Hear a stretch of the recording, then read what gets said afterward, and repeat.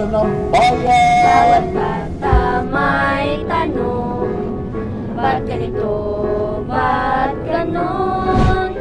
Hayang bukas ang isipan sa larangan ng panitikan. Tayo na sa Filiskwela, tuklasin natin ating wika. Buksan na pag-iisip, pag-aralan lahat natin. Tayo na sa Filiskwela, tuklasin natin ating wika. Kinabukasan ng ating bayan, siguradong makakamtan. Of a certain local. Studying local history can lay out new and alternative interpretation of the different aspects of a nation's history. Local history makes it easier to have a historical narrative from the people, which the historians call the history from below. Local history gives new perspective on the already established national history. It helps to recognize the nuance and uniqueness of an event through the experience of people coming from different localities in the nation. One of the tasks in doing local history is providing sources from local and the specific object of study, which is a difficult task for historians, because despite the seemingly smaller scope of the study, historians are often faced with challenges in locating sources from local and specific objects. For example, it is much easier to study the life of the national heroes rather than the local ones because of the limited sources. Nevertheless, historians take this problem as an encouragement to innovate and recreate local historical methodology.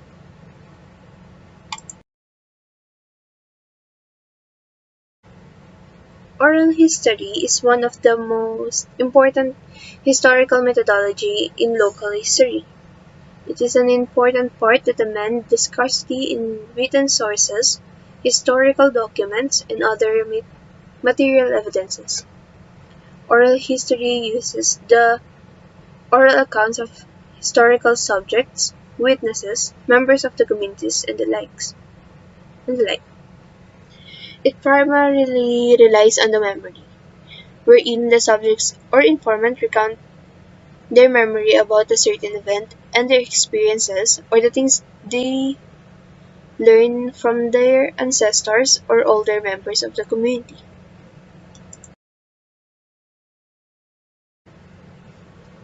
Although some objects in using and relying on oral history, such as the positivist historians, they primarily use written document, and they see oral history as something faulty and inaccurate, and as a mere supplement to the history written from the written documents. Yet, using oral document does help to recognize the history of unprivileged sectors and communities like urban poor or indigenous people that is usually left out on records. Because of this, oral history plays an important role. Historians look for alternative methods that will capture the experience and the collective pasts of these communities.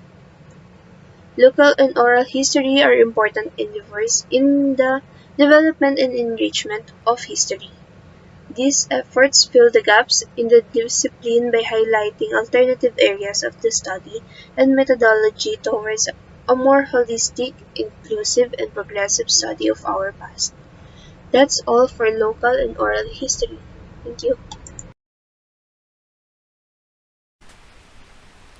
Good morning, this is Tumblao speaking, and I will be discussing about interacting with history through historical shrines and museums.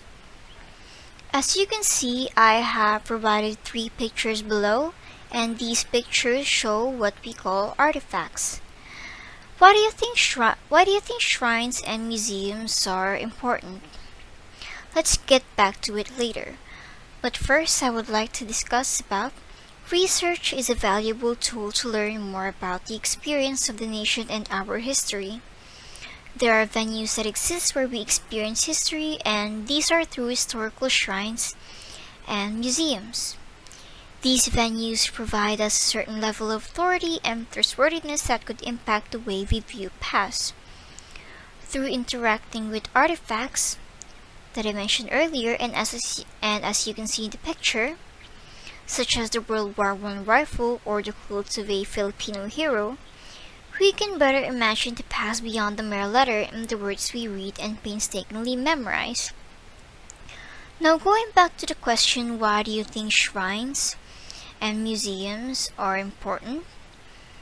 It's because museums have the power to create unity on both social and political level, also on the local one. And museums are important places for students of history. But you know what? Displays in museums do not just happen. Just like the things that we see there, whether in books, songs, oral accounts, or even collection of photographs, they have been created by or constructed by someone for a purpose. For centuries, museums have played an integral part in preserving the history of our society.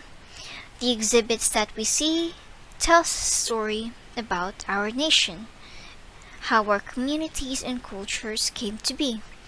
And without these, those stories will never be told and be forgotten by everyone. That is why museums serve our communities in a multitude of ways, as well as shrines.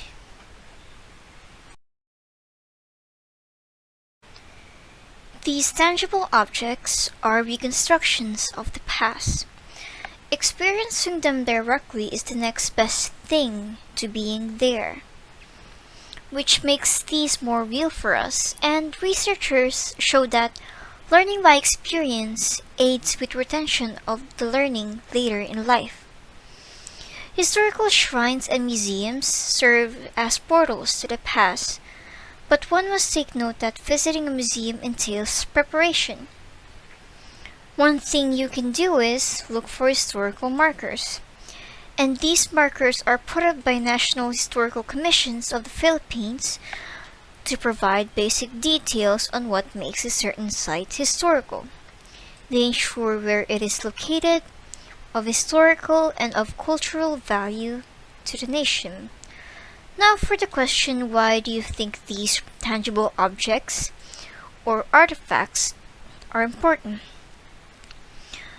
Well, according to Fritz Dufour, a researcher, artifacts are important because not only they provide us with a glimpse into the lifestyles and customs of the ancient civilization, but also, the most important, they are seminal tools in our quest to know what history was like before, considering that there are no written literature dating back to ancient history. And if you do not know where you are coming, then how can you appreciate where you are going? It is important which we have to consider the artifacts belong to our history, and cultural artifacts are of critical import to study the human.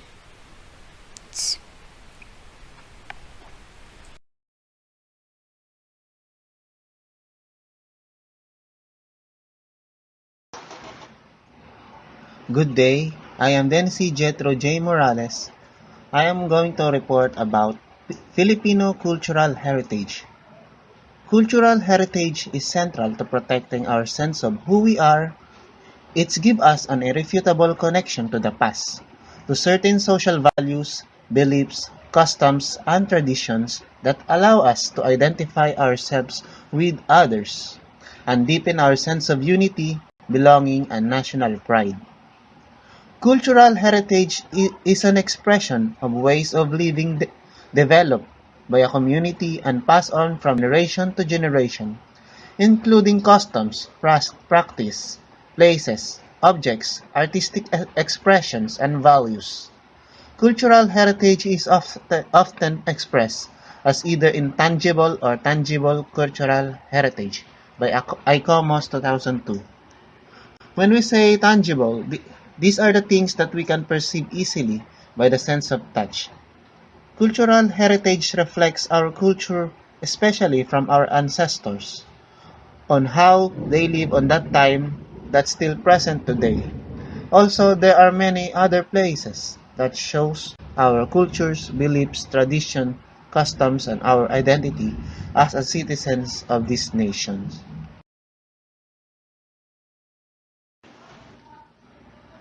The World Heritage List includes 5 Philippine properties. One is to Bataha Reef National Marine Park. Two, the rice terraces of the Philippine Cordilleras. Number 3, the historic town of Vigan. Number 4, the Puerto Princesa Subterranean River National Park.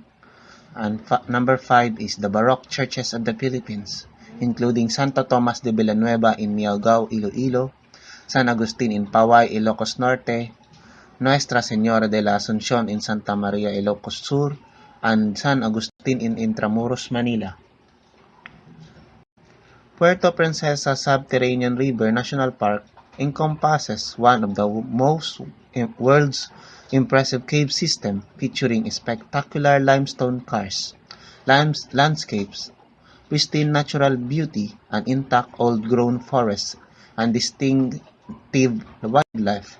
It is located in the southwestern part of the Philippine archipelago, on the midwestern coast of Palawan, approximately 76 km northwest of Puerto Princesa and 360 km southwest of Manila. The property comprising an area of approximately 22,202 hectares, containing an 8.2 km long underground river. The highlight of this subterranean river system is that it flows directly into the sea, with its brackish lower half subjected to the tidal influence. Distinguishing it is as a significant natural global phenomenon. The river cavern presents remarkable, eye-catching rock formation. The property contains a full mountain-to-sea ecosystem, which provides significant habitat for biodiversity conservation and protects the most intact and noteworthy forests within the Palawan Biographic Province. The Banawe Rice Terraces, or also known the Hagdang-Hagdang Palayan ng Banawe, among the World Heritage Sites in the Philippines. The rice terraces of the Philippine Cordilleras have such a powerful presence that makes them one of the most outstanding places in the country. Lying high in the Cordillera mountain range, their setting cannot be replicated anywhere in the lowland tropical landscapes of the Philippines, or even anywhere in the world. It is commonly thought that the terraces were built with minimal equipment, largely by hand. The terraces are located approximately 1,500 meters or 4,900 feet above sea level. These are fed by an ancient irrigation system from the rainforest above the terraces. It is said that if the steps were put end to end, it would encircle half of the globe aside from the Banawe rice terraces. Additionally, there are 4 other similar terraces: the Batad rice terraces, the Mayoyaw rice terraces, Hapaw rice terraces, and the Kiangan rice terraces. Thank Historic city of Vigan, Vigan, Ilocos Sur. Vigan, or Ciudad Fernandina de Vigan, was the third most important city after Manila and Cebu. It was the center of Spanish colonial power in northern Luzon. The architectural ensembles shows that the Vigan was the political, economical, religious, and artistic center of the region. The town is a living testament to the Spanish colonial era.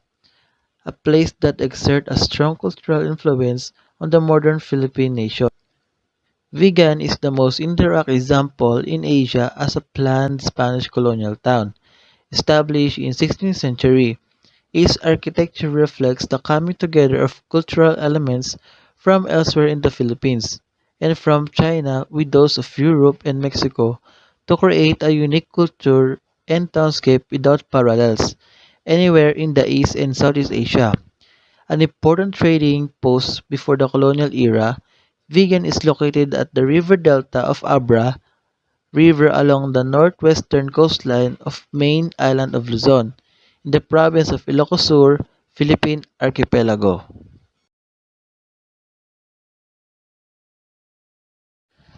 Church of San Agustin, Pauay, Ilocos Norte. The San Agustin Church in Pauay began its construction in 1604 and finally completed in 1710. This is one of the most outstanding earthquake baroque structures in the Philippines where the primary concern was to design the church for earthquake protection. The coral stone bell tower, standing at some distance from the church for earthquake protection, was finished in the second half of the 18th century. Philippine bell towers were constructed at a distance from the main church structures to avoid falling on the church during earthquake.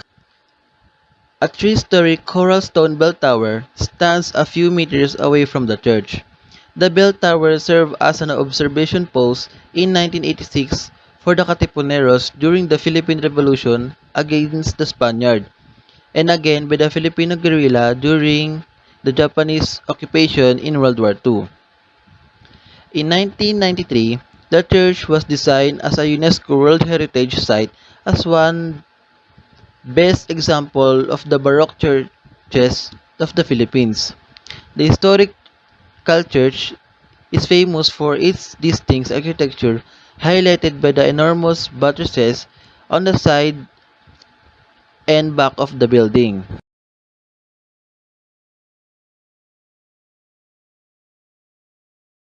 The Tubataha Natural Park or Bahurang Tubataha.